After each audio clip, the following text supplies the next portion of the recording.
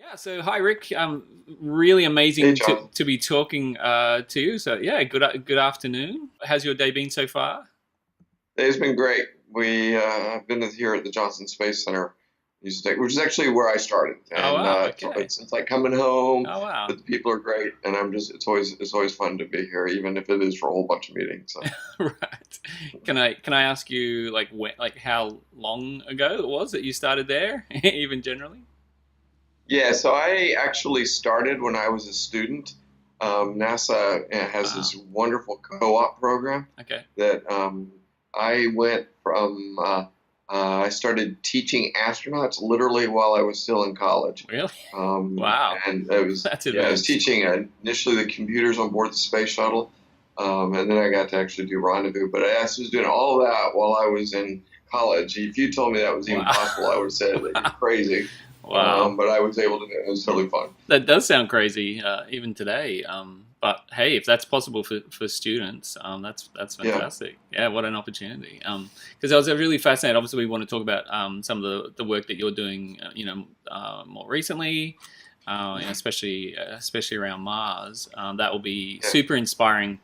For the students that we're working with, as they start getting their heads around that as a yeah. really big problem to solve, but it's actually fascinating to think about and hear about your journey as well. The idea of like how did you even get to where you are today? What are the kind of skills that you've learned along the way, which mean that you can do your job so well today? So you started there doing that with the Johnson Space Center. Is there anything more you can tell Yeah. us about your journey since then?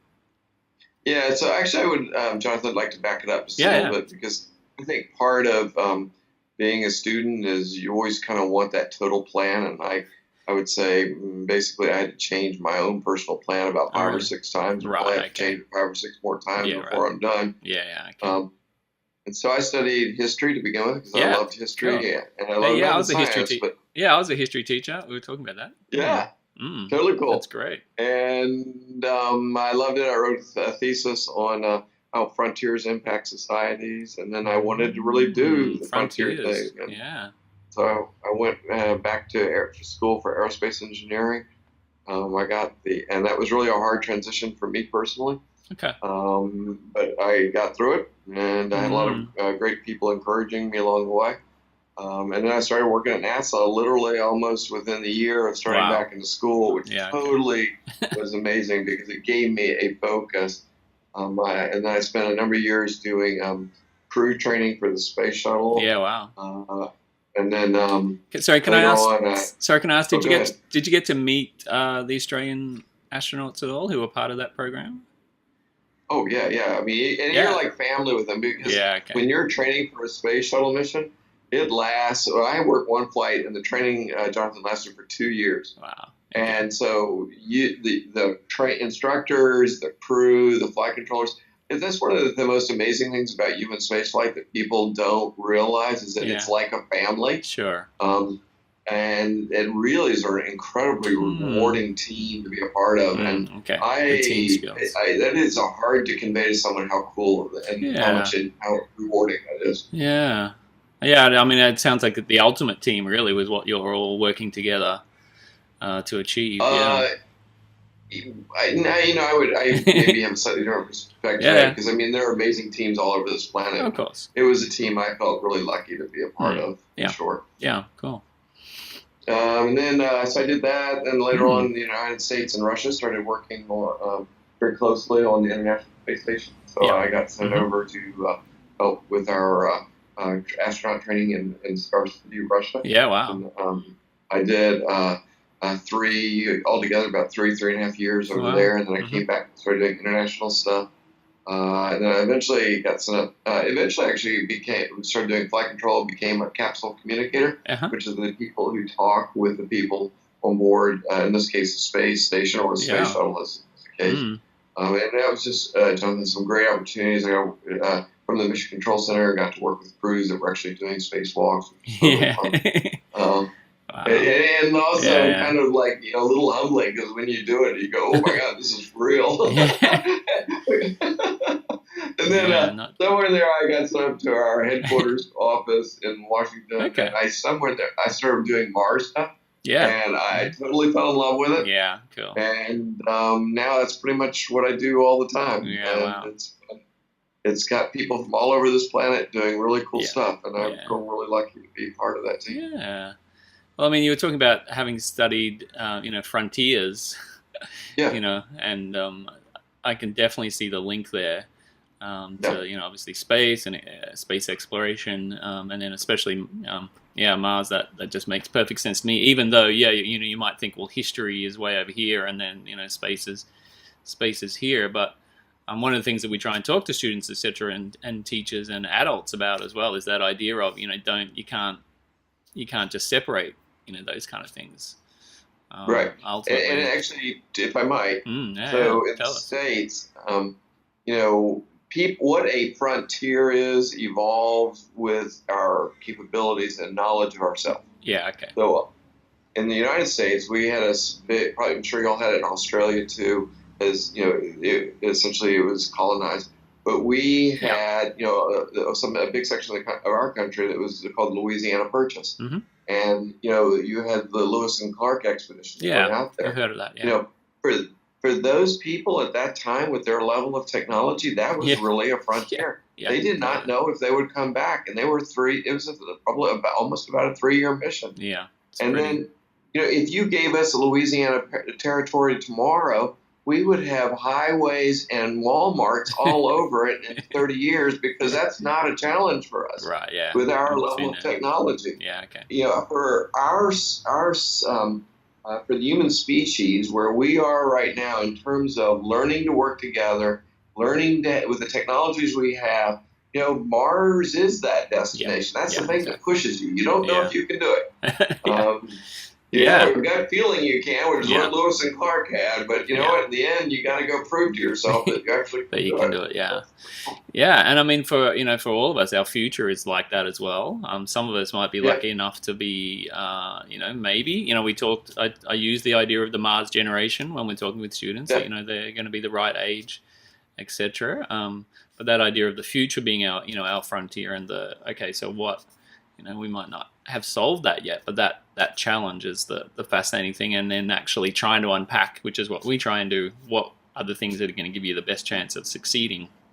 As you face that challenge. Yeah. So, you go. I might talk to that a little bit. Yeah. I'd love to hear more. So there's a couple of comments I would make. There's a piece of this where you have to learn about this stuff. My advice always to students is do something you love doing, because if you do, you're going to have a passion for it. You're going to wake up in the morning and be, in the end, we only get one life to live. Yeah. So we might as well do what we love doing. Yeah. I would talk specifically to Mars a little bit, in the sense that Mars is a little bit like where the internet was 30 or 40 years ago, and I'm not advocating not getting a college degree, but if you because you need one, but if you have a passion for it and you're willing to learn, you used a great term, Jonathan, called community. I actually call it knowing that we is more powerful than I, and you have a sense of boldness and a sense of wanting to contribute. All those things, and you're willing to learn, you can really make significant contributions. And I'd like to talk a little bit, if you don't mind, about your students, because they bring a different perspective that is really important for solving a lot of these challenges. Okay. I'll just give you two. Yeah. First of all, I have kids, and when they are on the internet and they are interacting with people all over the planet, they are more global citizens than I ever really imagined. And when you take something as hard as Mars, it's not going to be NASA or NASA working with one agency. It's going to be a lot of agencies. It's going to be private companies. Right. It's going to be a lot of really creative people solving these things. But they're going to be all over this planet. And so students today who understand the power of that and what that enables in terms of bringing up ideas and figuring out the real answers, that is incredible. And your students today have that.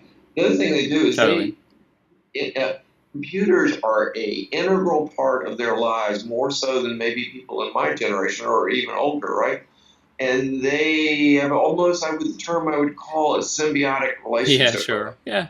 A little annoying when you're trying to get your daughter off the phone at night, right? Yeah. But there is a that comfort extra. and a familiarity with that is extremely powerful. Sure. And frankly, we're not going As to a tool. Mars without some pretty amazing computers. Yeah. And that's just two areas where students today are really have a perspective that is really important for going forward and solving the problems. Yeah. No, I love that, Rick. Like that, almost that kind of respect is what you're talking about for students' ideas, and the potential that they have is I think is a really key thing. Believing in them, and what they can achieve. Yeah. Right. So tell us about what you get to do exactly around the Mars mission now, Rick. So If you we can, do a number of things. So first of all, I work in the Mars Exploration Program, which is doing primarily our big thing that we do is we've got we're doing the robotic exploration of Mars. So it's been a very exciting little last few weeks for you. We have the Curiosity rover. We just landed the InSight, which and all of these are what I want to stress is all of these things are, even though those were NASA-led missions. Sure. If you look at those, the instrument suites, all things are totally multinational. Yeah. It is so cool how many countries are actually pushing towards Mars right now. And the other piece is that we've got other partners like the European Space Agency is getting ready to land ExoMars in 2020. The Chinese are pressing, the Russians are part of it. You just sort of see the whole planet slowly. That's amazing. Yeah. Figure out how to do this. And so we do a lot for the NASA. We do the robotic missions, but increasingly we're also trying to figure out how we can use all of these assets at Mars to actually get the data we need to allow human beings to go. Okay, sure. And so I'll give you one example. At Mars, there are amazing. We used to think it was like a desert.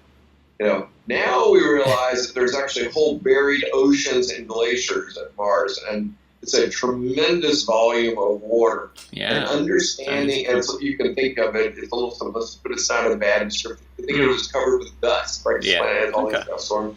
But there's also geology formations that are coming through. But the ice is there. It's substantial. In fact, it used to have oceans that looked like our planet. Yeah. And so we are doing efforts right now because you want to move. It's warmer towards the equator, and Mars gets very cold, and so we're trying to figure out where that ice is, close to the surface, as close as you can get to the equator. That needs a ton of ideas from a lot of really cool people to actually figure that out, and we're spearheading on some of that stuff too. As we prep for getting humans there. So that's a pretty key combination then of what yourself and NASA and all those organizations would be looking for, close to the equator, but still with access to that ice. It's probably way too early to ask, but is there some consensus building around where those best spots for the first humans to go would be? So it's so the other thing, one of the other things that we do, which I'm very involved with, I'm a co-lead what we call the Mars Human Landing Site Study. It is basically the process for selecting where we're going to set up a base on Mars. And we wanted to get going on it because these satellites and rovers are getting older at Mars. We wanted to make sure we use them to help that selection process. So the water ice research I said is part of that. That's pretty key. And so right now, we had our first workshop 2.5 years ago, approximately, and we had 47 proposals, and they literally, it was the coolest thing, John. They were proposals from all over this planet or all over that planet. Wow, okay, yeah. Our two homes. And they literally from the Ukraine, from France, from literally all over the planet, all over the country. And then when we had the workshop, we had people literally dialing in from all over the planet. It was completely open. We wanted all these ideas. All the ideas, and so my personal feeling is we got extremely smart about, or we got a lot smarter about what's important. Water is one of the things. Yeah, okay. And so it's not just the ice, because you can actually, there are minerals fields at Mars that actually, where you can think of it as water molecules locked up in the rocks. Right, okay, sure. And you can bake water out of the rocks. That's another way to produce water. And so we are doing a lot of research right now to better understand not only where the ice is, but where these mineral fields are that have significant water in them. And those are really two big areas that are doing that. And then secondly, we're also trying to figure out where the cool science is, because when we send people to the space, we want to make sure that they can do some amazing science in addition. So it's not just geology, it's understanding the climate, it's understanding the potential for biology on an alien planet. It's all those kinds. There's just a ton of things that we have actually done a prioritization of. And they're very exciting, but you got to figure out where that place is and has all those attributes, all those things, that we land on, and we're making good progress. Yeah, on cool. It, actually. Yeah, I mean that's a really wicked challenge to be collaborating with with everyone on. Well, and history is replete with examples of poorly chosen landings. Right. Okay. Yeah. Sure. So, like in the United States, one of ours was Jamestown. Which, when you go to visit there, right now, because it's only like an hour and a half south, or 3 hours south of Washington. Yeah. I love going there because it's basically an archaeological dig. Yeah, sure. Yeah, they put it on a spit of land that was incredibly poorly chosen, and it took them like probably 100 years to figure out, if you go to Williamsburg, a little further away, it actually has a lot of better things there. Yeah. And we're trying to avoid that for Mars. It's so expensive to get anything out to the planet. We want to try to get it as right as we can make it. Yeah, fantastic. Now, so I wanted to ask you a little bit more about the scenario that we're posing to the students in what we're doing. But one of the things that we love to ask people that we get to talk to and interview is a little bit more of a personal question, actually, which is if we can, again using our imaginations, if you did get to go to Mars yourself at some point, just purely, that moment of arrival, maybe stepping out of the ship, it'd be fascinating. And like I said, what we always ask people is, what would you do first? What would be the very first thing you think that would be on your mind that you would want to do after having arrived there? So John, I love that question, but I want to back it up. Obviously, there's a lot that has to happen before that point. But so let me give you an example. So when we started sending human beings to the moon, we had Apollo 8, and which did not land on the moon at first. It was for like a demonstration flight, make sure that all those pieces worked. But one of the most important, I would argue, moments that existed was when Apollo 8 went around the moon and came up, and we got an Earthrise over the moon. And the Earth looked very tiny and incredibly beautiful, and yet fragile at the same time. There are many people who argue that the entire environmental movement started in that time frame. Because of those transforming perspectives. And I would not be surprised if that's the case. So now let me talk about going to Mars. When you go to Mars, it always fascinates me because when you light the engines to go to Mars with the way the planets line up, and it takes all the time. It is 3 years from between when those engines light and when you get to come home. That sounds like a really long time, but that's very similar to what Lewis and Clark did. Yeah, sure. And things. And the first thing I think in terms of perspectives that's really important is that eventually the Earth is going to be so small that it will just be a blue dot in a vast, vast sea of black space. And I don't think that human beings that are so accustomed to seeing the incredible blue of this planet and take it maybe for granted will understand the ramifications of that in terms of how our species, views itself in the cosmos. And so that's like number one that they're going to encounter first is that vast sea of space. As the Earth is a tiny blue dot, and our home, I really view these as an ecosystem. Is still small too, a red dot off in the way of distance too. And in between. And and the fact that you're with, whether it's 6 people, whatever the number is, that camaraderie and that challenges that poses, and without being able to talk to your families, that kind of thing, that is going to really be a major moment. And then finally, eventually, that red dot will start looking like a planet. and you get there, and after it takes about 6 to 9 months to get there, and that's a long, long time. And you are going through a lot of prep to do it. When you finally land, you're going to be extremely busy. But there are some things that are just totally weird about this planet. To give you some examples, on this planet, we have in this country, I don't know if y'all have it in Australia, but in this country, we have what we call the Grand Canyon. And when you stand on the edge of the Grand Canyon, it's like a mile down, Jonathan. At Mars, we have Valles Marineris. And when you stand on the edge of that thing, it's not 1 mile, which I forget how many we climbed. I think it's 1.6. It is 4 times that distance straight down, and it is a freaky thing to see. Or they've got Olympus Mons. It's like a mountain that is, I think, 5 times the biggest mountain on this planet. And these are really dramatic sceneries. When we're so used to blue, and all of a sudden you're in a world where it's reddish hues. It's hard to imagine what that does to a human being that's evolved on literally billions of years of blue planet. And I think those things are really transformative in terms of how we see ourselves in the universe. And I really can't wait. I mean, my personal it's an amazing challenge. Go in the 30s. But I'll be thrilled for that. But I can't wait to hear what the people who do go say. So it's fascinating what you're talking about in terms of, I mean, obviously the moon was incredibly historic achievement, but from what you're saying, it makes me think at least you could still see the Earth almost. Like you were, there's still that a little bit of a sense of, home is kind of just there. But the idea of Mars being that extra distance, and that's just gone. That. Well, so you're dead right. And if I could play with that just a little bit.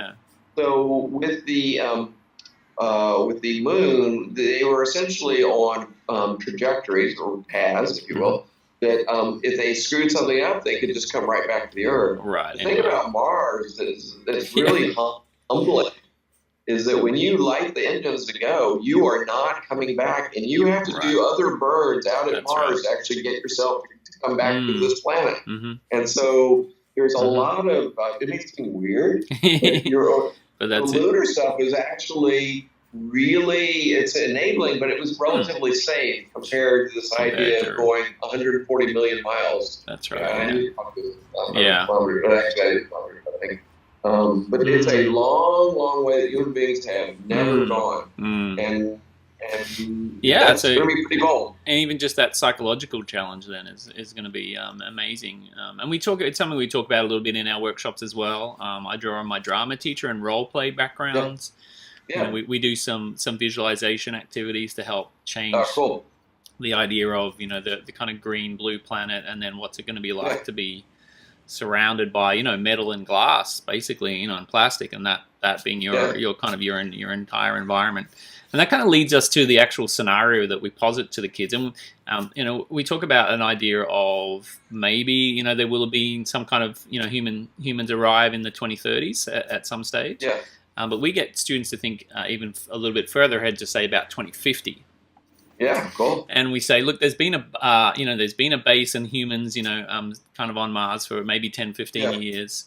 But the scenario that we give to the students is one where, they've survived the initial challenges. So they're surviving the radiation, they're growing basic food, and they have shelter.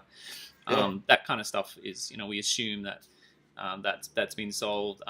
There was obviously an incredibly amazing time around the arrival. There's this huge excitement of humans actually being interplanetary. But that by the time we get to 2050, that has sort of started to fade. Is what we're saying for the students. And with the scenario we put to them is that people obviously did incredible problem solving to get this to happen, but sort of 10, 15 years later, the base is actually really struggling.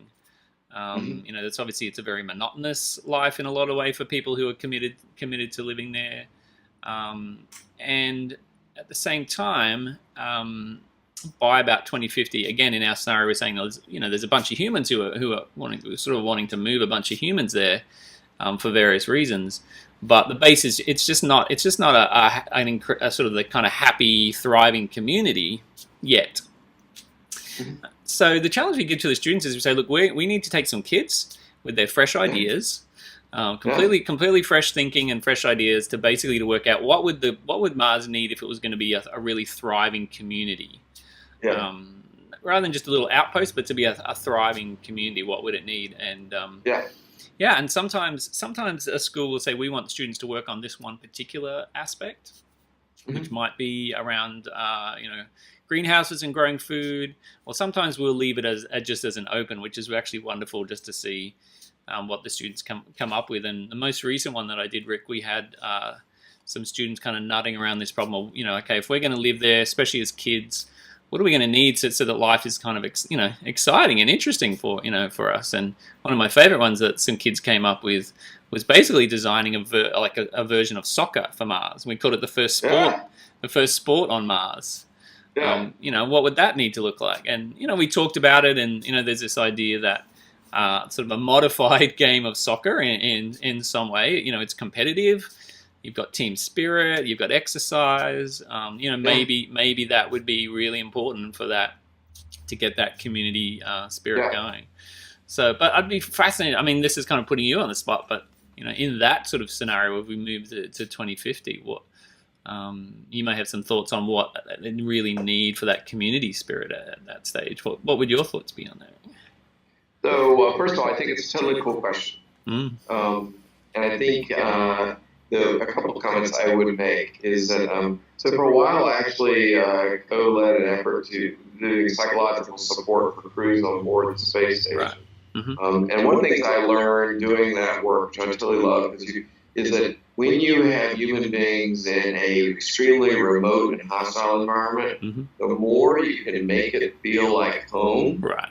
And so that when they are finished the hard work day, they can go do everything we do. They chill at home, they watch movies, they do all those things. And the more you get your head in the spot that you live your life consistently. So if on the blue planet, you have entertainment, or if you want to be able to go outside and explore or take trips. All those things that human beings really have this sort of innate need to do, and even down to relaxation, all of that's going to happen on our red planet. Yeah. And whether it be, the kinds of questions you all were looking at, whether it be like interior design or architecture, where you're trying to create lighting that makes it feel more, because the last thing you want to do is be in a can where you can't enjoy the incredible beauty of Mars. It's a different kind of beauty than what we're used to, but it is beautiful. Yeah. And whatever we can do to make it so that those human beings actually can grow and prosper and learn and explore even there, and eventually even beyond Mars, right? Yeah. And make it feel like home is going to be really key. And we have to be careful that we don't get stuck in paradigms. Like my favorite one is this: is that if you're sitting in a Houston flight control room, you had a motto, and we always have mottos, right? There would be a motto: "In space is dangerous, on the surface is safe." Right. And I've actually been kind of surprised by people who are incredibly bright and incredibly creative, but we use paradigms to try to make life our understandings or to provide context. But I'm always amazed at how often they'll look at Mars and go, "In space is dangerous, on the surface is safe." And the point of the fact is that in zero gravity, right now, I think we have over 50,000 human days in zero gravity. Yeah, wow. We have this many days, that's a zero, okay. Days on the surface of Mars, an alien planet. Yeah, and so we're going to learn our way, but when we do it, the more as we set up that base that you all, and I'm going to use the word imagining, because that is the first step towards actually a real base. Imagine, yeah. And you are imagining what it needs to be, but the more we can tie it back to our life and what human beings really need on this planet, we will do a much better job of nailing it for what those human beings on the next planet need to do. Yeah, that's right, yeah. Yeah, I love some of those ideas there, Rick. So, I realize that, we're taking up quite a bit of your time No, it's today. fine. Yeah. I'd love to keep chatting to you more, Rick, and then even early, sort of in 2019, when we get to talk to some more students again, if the time zones can line up, it'd be amazing to get to chat to you there. I'll also chat to you because I'd love to send you one of our mission patches that we give to the students. I'd love to see it. Yes. Yeah. Cool. Very cool. So I'll have to find out your details for there. But but for this little interview, we'll finish it there. And I really look forward to showing you to some of the students, but also a bunch of the other teachers and experts who are part of our community as well. There's heaps to unpack there. And obviously, it's great to hear about sort of a little bit more the technical side of things. But I think you probably picked up on that. It's very much as well the sort of the psychological and the creativity and those elements of community, all those really human things actually. That's really what sort of gets us going around exploring all this. So yeah, it's been amazing to draw on your story and your perspective on all this. It's going to be fantastic for inspiring us. And Jonathan, if I might, just one last thing before I lose you. So I and anyone else in the business is always thrilled to share what we've learned so far. Yeah, we appreciate that. I would tell you the biggest thing that I think is even more important is your students.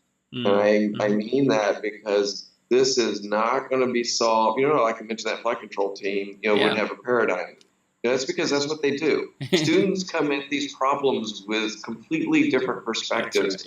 And those perspectives are really important for cracking these kinds of incredible challenges. And so I would just say, encourage your students to be bold and realize that they can contribute massively, and particularly if they keep studying the things they love to do. And then my last piece of advice to them, if you don't mind my saying, is that never take the word no for an answer. Cool things do not happen if you take the no as an answer, and you just have to know that and know that this kind of business really requires people who get that. Yeah, cool, fantastic. Yeah, that's amazing. I really appreciate all that inspiration and your time, Rick. Thanks so much. No, thank you, Jonathan. Thanks to all your students. Take care. Bye-bye.